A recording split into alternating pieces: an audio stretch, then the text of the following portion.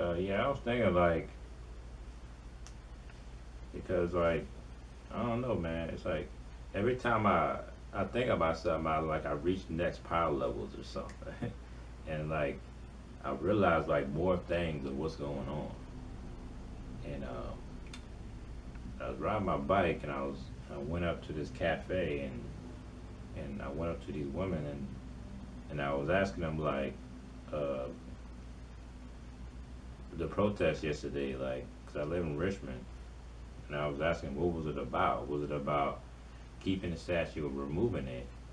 And they said no, no, no. It was about like they got all emotional, but it was alright. It was women, whatever. And they said no, it was just about stopping the hate. And I was like, okay. All the while, someone probably got robbed 5 seconds ago or something. So it's like I was noticing that um, we always use big events to now talk about like violence or deaths or something, and we don't talk about the other. See, like deaths happen all the time, every day, and people can't pay attention to them all the time. So, but we can think about these deaths. So these deaths we can focus on, but the deaths that happen in Chicago every single day, we can't really focus on that because it's happening all the time. Can't focus on it. It's too much. It's too much to keep up with. It's too messed up to focus on it and have a solution for it. So for the 50 or hundreds of deaths of Chicago probably in this month, we couldn't focus on and don't care about. But one death happens at a rally, and all of a sudden we care about people dying now. So it's like the millions of people that die in Africa and Asian countries and Indian countries and European countries and the acid attacks that happen every day in Europe. Can't really focus on that. It's too prevalent now. It's too normal now. It happens too much now. We don't, so we can't focus on it. Can't really talk about it. Happens too much.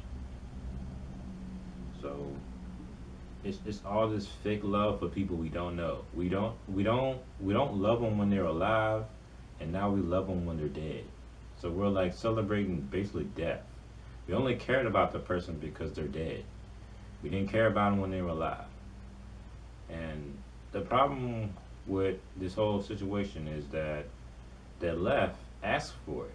They asked for violence. And he said, well, because I'm kind of on this, this whole, it was a script trip. I'm thinking that it's all fake and it's all just them playing, LARPing and stuff. It's not real. So, you gotta think about it. They asked for violence. They were the first to ask for violence. That's what fascists do. They're the ones who they claim that they're the good ones, and they're the ones fighting the bad ones. So, and that's what they asked for. So when somebody finally somebody dies, and that whole helicopter thing, that was some weird stuff. Anytime something crazy happens, something weird or something always happens too, what you can't explain. It brings up conspiracies.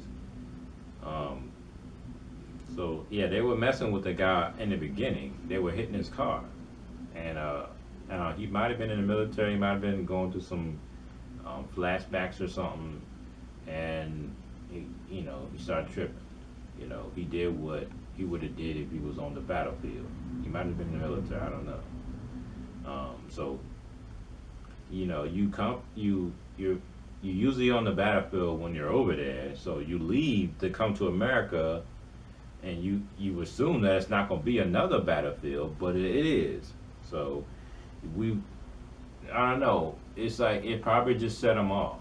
It doesn't take much to make it for people to get mad and think about it. Like I said, people die every day, so it's not taking you don't need that much to kill people now, definitely in this climate. Well, even any time, It's not. It doesn't take much for people want to kill people because it happens every day. You know, murder and rape and all that stuff. It's not no rare thing. No, this stuff happens like all over the world. Murder is not rare. And maybe in places like North Korea where all the murderings are happening uh, coming from the government. Maybe it's rare. People usually don't murder people if they don't have access to the weapons. The weapons are only the government has access to weapons. So if you're gonna kill somebody, it's gonna be a slow death because they don't have no guns, they don't have no knives, they don't give them anything to be killing each other. So it's only rare and probably like North Korea where all the killings are done by the government. So, but yeah, murder and rape and all that, that's not no rare stuff. It happens every day, man. So, why do we care about these moments, these political moments where people die, but all the 50 million people that died a week ago, we didn't care anything about it. So, it's not real. It's not, we don't, there's just no way you can instantly love and care about a person you don't know, and then a day ago don't know that person.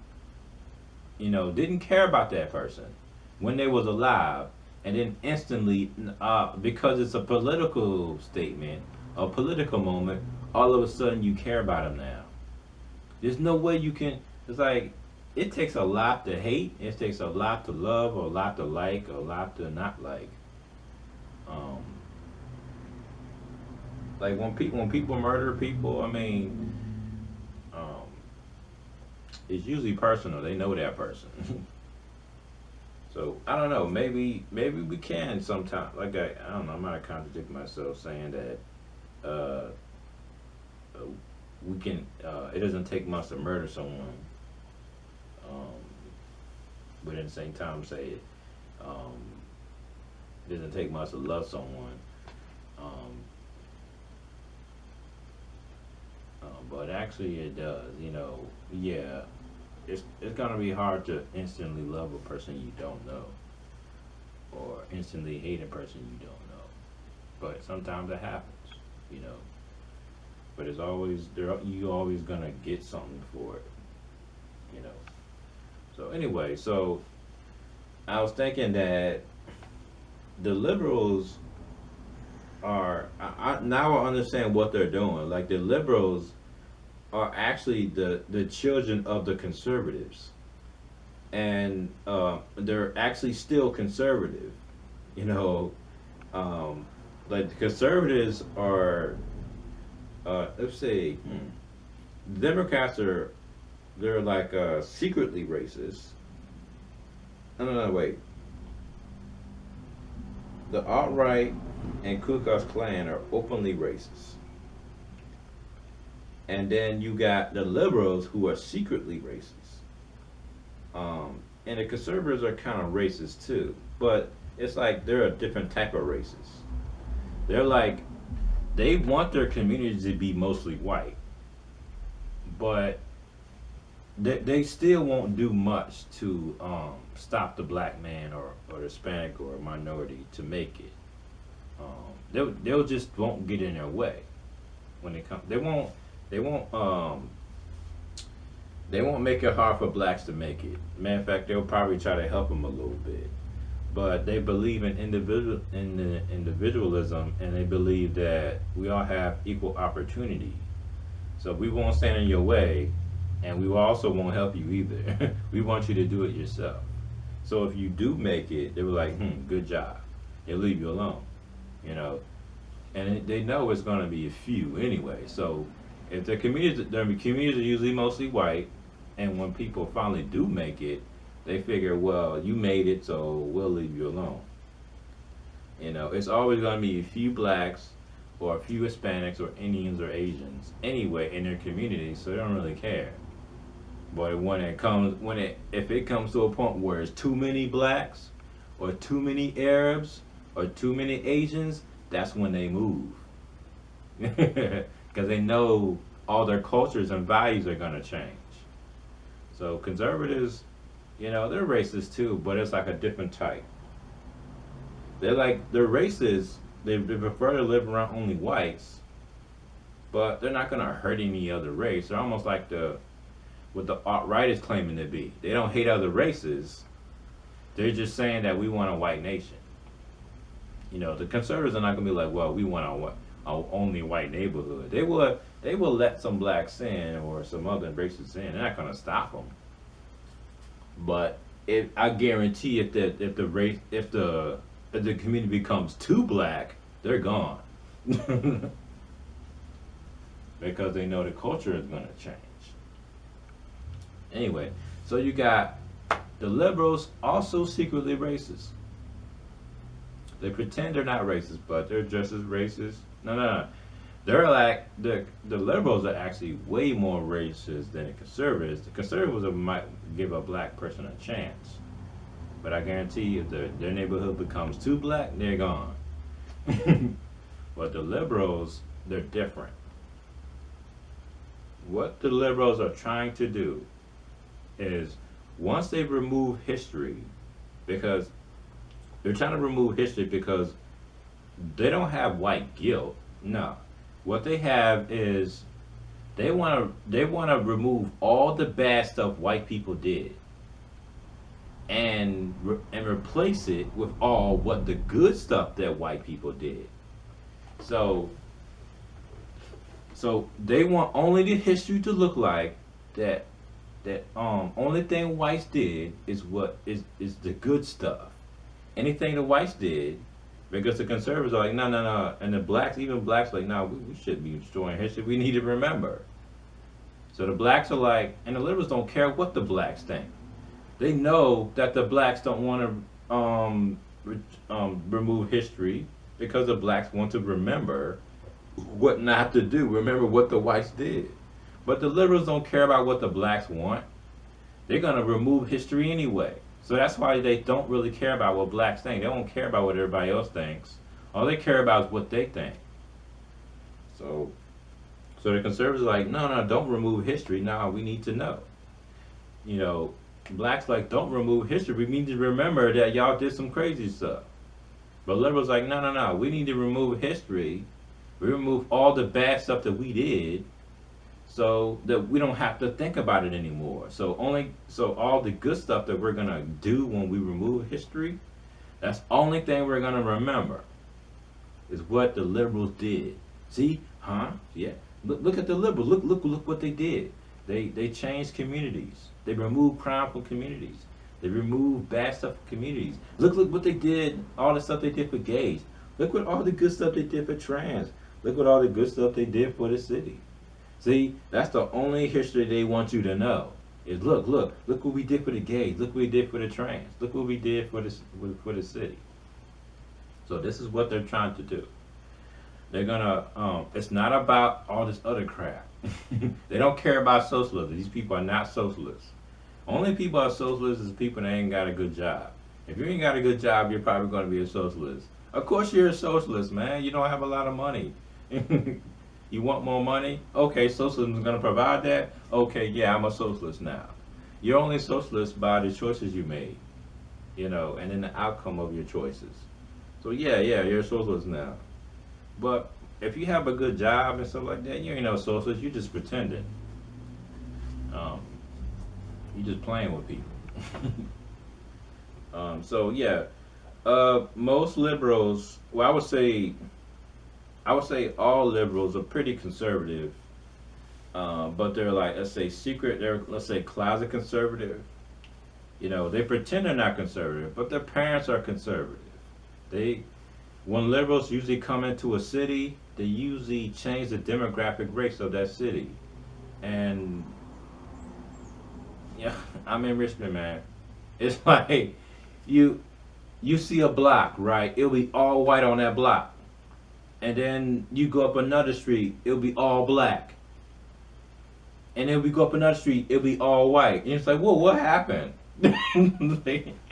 It'll be one side, it'll be like the projects, be number of black people. And there'll be another block where the liberals changed, and there'll be number of white people living in I think the brownstones or something. and it's and sometimes it'll build like apartments. Like where did these apartments come from? Like I was riding through a neighborhood, and like right in the middle of this neighborhood, like okay, you got projects over here, and you have apartments over here they built out of nowhere, and then right in the middle of this area where it looks like a factory used to be, they destroyed that factory, and right there they put apartments. And I went to a woman to ask her like, when did these apartments come? And she was like, it was like a year ago. I was like, whoa, that fast? They built these apartments in like 1 year. Oh no, they were there for like a year. My bad. So it was crazy. They tore down a building, a factory. I don't even know how they did that. They had to get a permit or something, or some type of zoning contract. So they were allowed to tear down this building and put up apartments. It was crazy. You gotta see this spot. It is so weird sometimes when you see the liberals do this stuff, and they'll plot. They will just do it. Like, man, I've seen so many neighborhoods you can tell like 5 years ago that was like a crack neighborhood or something, and they be right near a trail and stuff. And this is what the liberals are doing. They're it's like it's two things happening. It's like the liberals are using the conservatives' money to do this, and the liberals also have their own money. They can do stuff too with their own money, probably with loans and stuff. So sometimes they get loans, and it's all like it's all a conveyor belt basically. Always be changing, always be bringing something, always be coming in and living into the neighborhood. So if one white person leaves, another white person comes up again. So we have to always be coming in, moving into the neighborhood, always changing it, always bringing a cafe or a shop or a restaurant or a grocery store or you know a bike shop or whatever.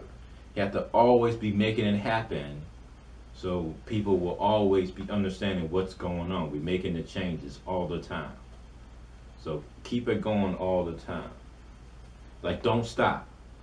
Like we're gonna move into this neighborhood. We're gonna make it white. But we have to be consistent. We're gonna have to keep doing it.